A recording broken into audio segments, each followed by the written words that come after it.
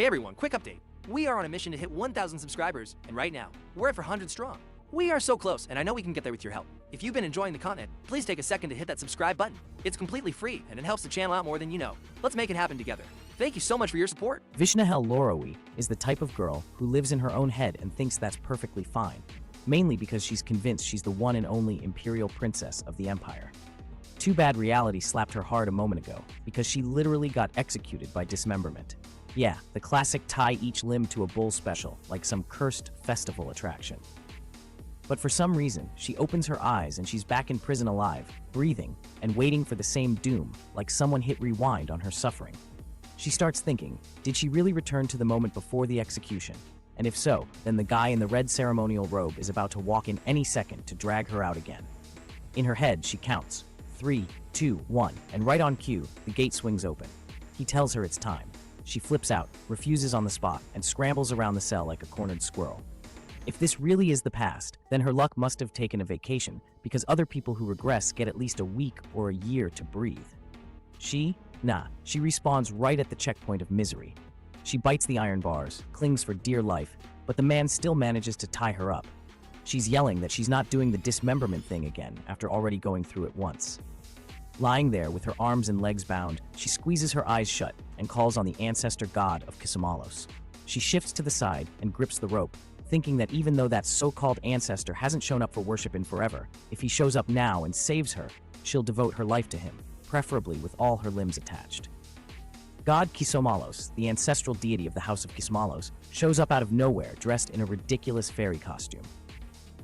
He stares at her with a smug grin and asks if he's the one she was calling for, even claiming her as his descendant. The moment Vishnahel sees him, she doesn't hesitate. She drives her fist straight into his cheek. Her fury is so intense that even tied-up limbs can't hold her back. She keeps swinging, demanding how a so-called house deity could sit idle while his only legitimate heir was dragged through humiliation. The god immediately regrets revealing himself and begs her to wait. He raises his hands in surrender and says he just wants her to listen. She allows it and forces him to sit, saying she's fair enough to give him a chance, though it feels like handing candy to a toddler. He clears his throat and claims there's something worse at hand, that a major disaster has already struck, and both of them are in serious danger. That only enrages her further. She leaps at the table to attack him again, shouting that the disaster started the day her father took the throne, and he didn't appear even when that tyrant rampaged and died. He panics and tries to explain that it's not the situation she thinks, and that his divine power has weakened. She freezes for a moment, stunned, and demands what he means. He admits that the more miserable his descendant lives, the higher the divine rank of their deity becomes. She's disgusted and furious, shoving him as she calls that logic garbage. Her expression alone promises another beating, so he trembles and begs her to calm down, saying he'll explain it properly. Pointing to himself like the protagonist of his own story, he says that for the family's divine rank and the deity's strength to rise, the descendants must live the same kind of suffering he once did. Kisamalos warns her that if a descendant fails to live the way he once did, the deity's rank collapses and the family crumbles with it. Then he suddenly bellows like a priest delivering judgment, summarizing everything in one line. She was supposed to live recklessly like him, but she didn't, and that's why things turned out this way. Lorowi just stares at him, jaw hanging. She can't believe what she heard. So the trashier one lives, the higher the deity's rank rises? That means she has been doing life completely wrong. She thinks back on her past and wonders if he even knows how hard she worked. It's not like she wanted to live properly. She had to, because of her biological father, the man who rampaged and died. He was the worst emperor in the 500 years of the Kisamalos dynasty. Everyone called him a puppet emperor by default. He handed out government posts to anyone who paid enough, made decisions so senseless a 6-year-old wouldn't dare, kept 28 official mistresses with an alarming number of illegitimate children, and couldn't comprehend what a toddler could. If he'd at least built decent connections, maybe something could have been salvaged, but he failed even at that. Corruption spread like wildfire. Still, his subordinates loved it. They could do whatever they wanted, take whatever they wanted, and no one stopped them. In the end, that stain on the 500-year dynasty met the guillotine in the capital square, and she truly believed he deserved it. She thought justice had finally come, until a certain Grand Duke appeared. In her memory, that same Duke had her executed by dismemberment too. If it had been poison or a swift beheading, maybe it would have been bearable. She was the one trying to hold the collapsing nation together. even a little.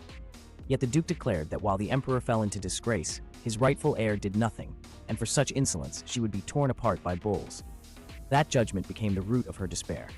Now, staring at the god, she snaps and demands who he thinks he's calling useless. She shouts that if she'd really done nothing, the imperial treasury would have dried up ages ago.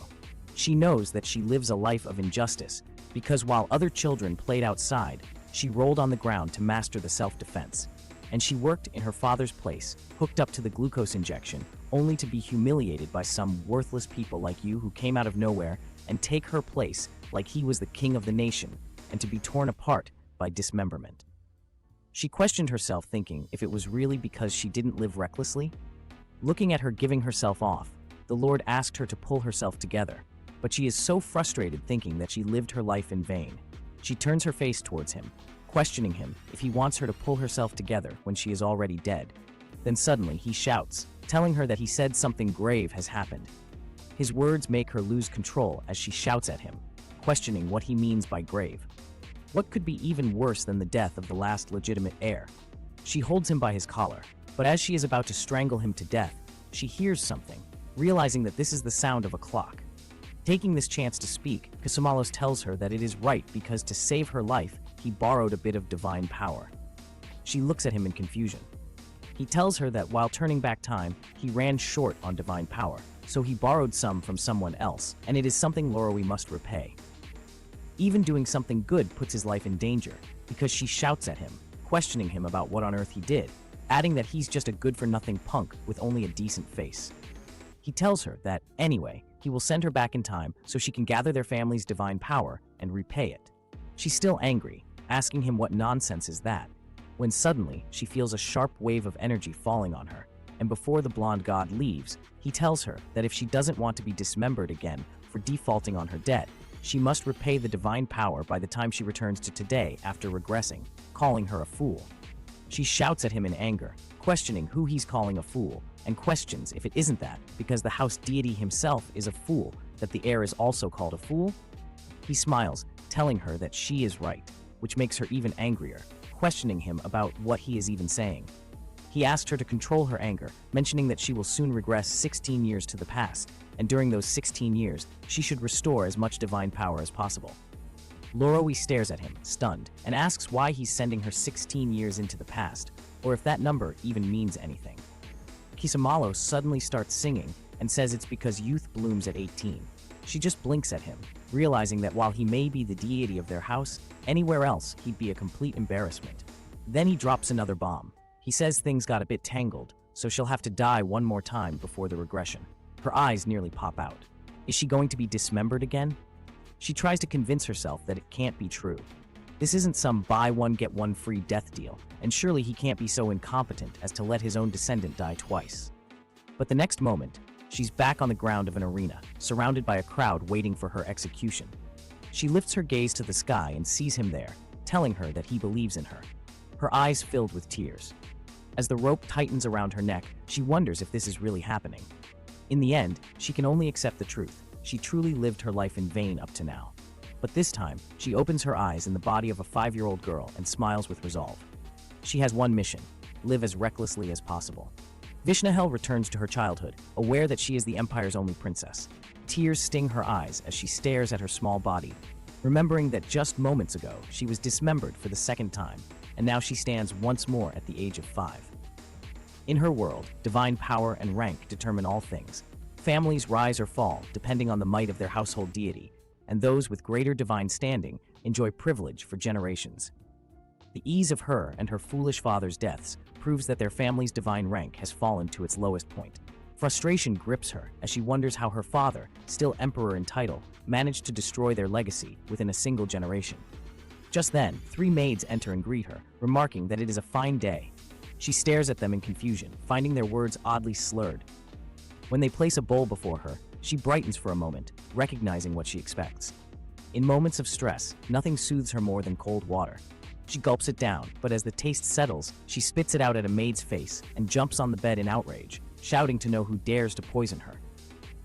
Terrified, the maids drop to their knees, and one pleads for forgiveness, explaining that she must drink an antidote to stop the paralysis in her tongue. The maid with black ponytails cries that they understand her anger toward the venomous woman, yet she must still take her medicine. The brown-haired one opens a red box and gently offers her favorite strawberry-flavored candy, asking her to cleanse her palate with it. Vishnahel freezes as realization strikes. She has returned to the moment when one of her father's foolish lovers, relying only on imperial favor, fed her a paralysis potion. That woman was later executed, yet the numbness in Vishnahel's tongue had lasted 2 full years, forcing her to speak like a fool the entire time. She sighs in quiet defeat, accepting that since she has come back to this point, she will once again endure that humiliation. With no better option, she decides she might as well take the medicine and hope the effect fades sooner this time. When she tells the maids she will drink it, their faces brighten instantly. One praises her wisdom, while the other prepares the dose, saying they even made an extra in advance. The maid adds that the young princess already shows the qualities of a future ruler, and that the empire's fate shines brighter now that she has chosen to obey. Vishnahel quietly admits the woman has a point. The empire may have fallen once, but she still has time to change everything. After swallowing the medicine, she puckers her lips expectantly, and the maid quickly serves her the strawberry-flavored candy. The brown-haired maid bows deeply, announcing that from this day onward, her name will be Emily. Vishnahel then pauses as a sudden thought strikes her and asks the maids for the date. Emily promptly answers that it is the 3rd day of the 11th month, year 8173 of the Narok calendar. Vishnahel freezes, realizing this is exactly 16 years before the day she died, just as Lord Kisomalos had said.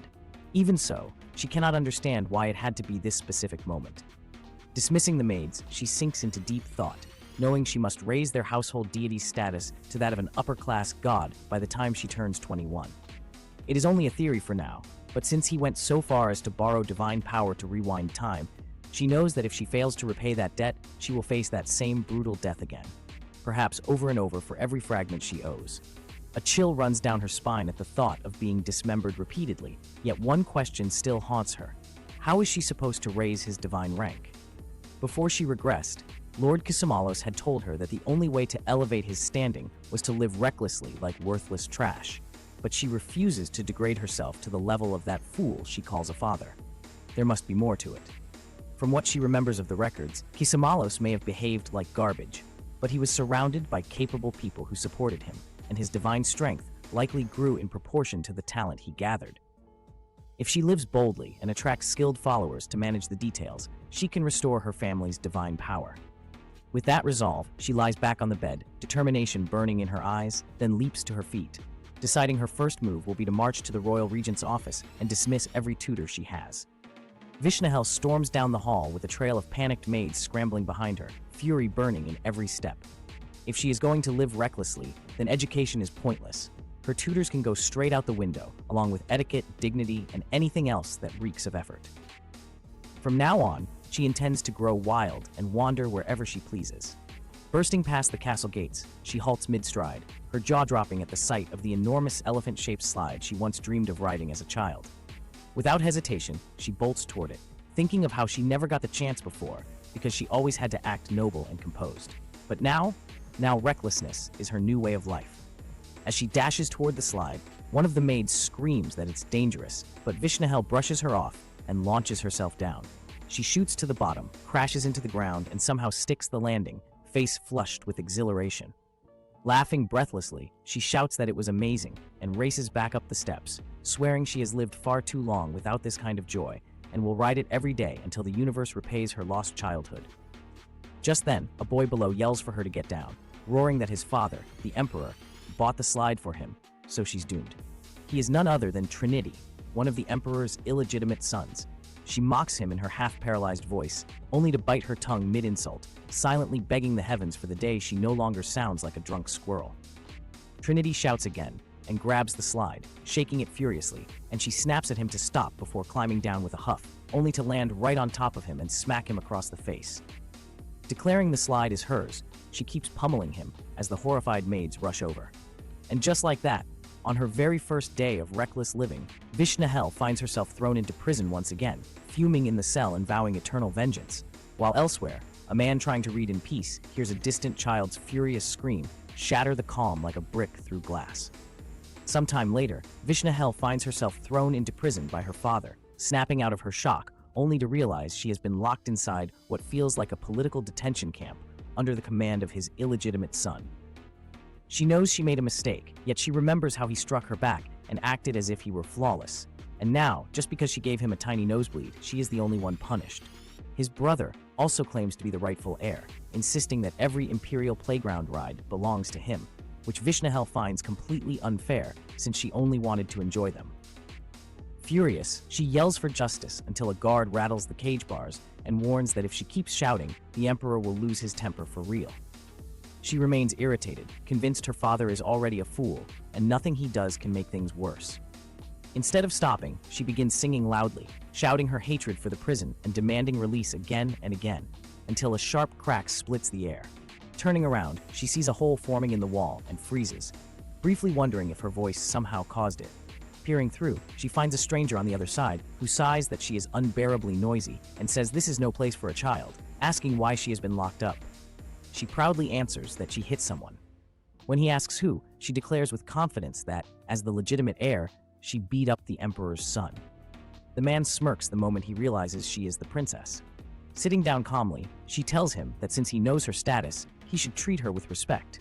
But he can hardly understand her garbled words, her tongue trembling as she speaks. Annoyed at how foolish she must look, Vishnahel assumes the man dares to act as her equal and snaps that he deserves divine punishment. He quickly pleads for her calm, admitting he was the rude one and asking her forgiveness. She agrees to overlook it this time, and when he asks why she attacked the prince, she explains that she was simply strolling around when she saw an elephant slide and decided to play on it. Then the boy arrived and claimed it was his, but as far as she is concerned, everything within the empire belongs to her, the true successor. The man falls silent for a moment, lost in thought, as he wonders how disastrous it would be for the empire if a brat like her brother ever became emperor. Vishnahel explodes instantly, demanding how he dares to speak that way, but he only asks calmly if she at least won the fight. She jumps to her feet, brimming with pride, and declares that of course she won. To her surprise, he grins and tells her that winning is all that matters anyway.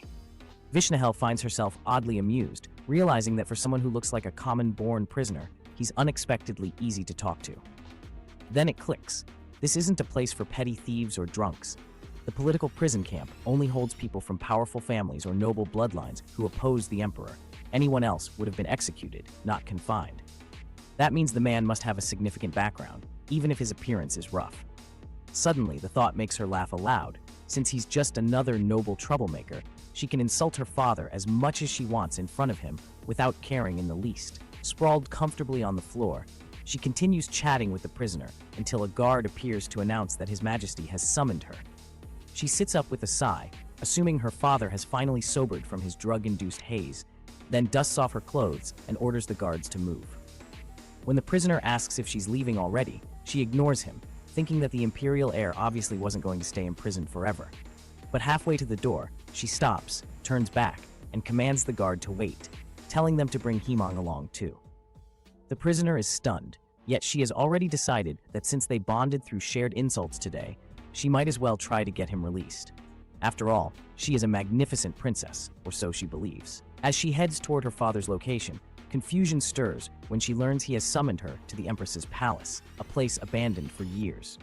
She pauses outside, remembering there has been no Empress since her mother, the last one and eldest daughter of the Lorowi family, attempted a double suicide by setting herself on fire after losing patience with her father's idiocy. Only her mother died, leaving the emperor scarred across half his body.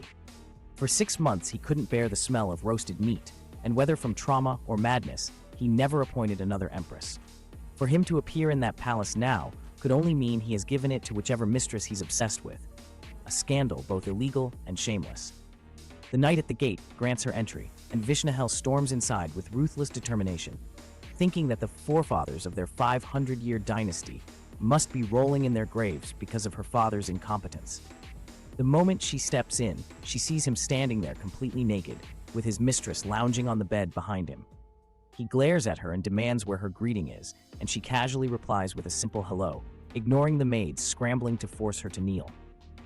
As she stares at him, she thinks bitterly that he's as petty as ever and wonders how someone so foolish can still dare call himself emperor. The emperor narrows his eyes and asks if she truly hit Trinity, and for the first time, Vishnahel realizes the brat actually has a name. He orders her to apologize to Trinity and his mother, but instead of obeying, she shoots back sharply, reminding him that her own mother burned to death. The words strike like a blade, and fury flashes across his face as he slaps her hard, growling that she is never to speak of that woman again. He repeats that he will forgive her only if she bows to the boy and the mistress, but Vishnahel remains defiant, asking mockingly if her mother somehow came back to life. Enraged beyond reason, he lifts her effortlessly by the arm, threatening her for daring to provoke him. But she only glares at him in silence, questioning if he has completely lost his mind. The mistress, lounging in bed, bursts into laughter at the absurd scene, her amusement igniting Vishnahel's fury further.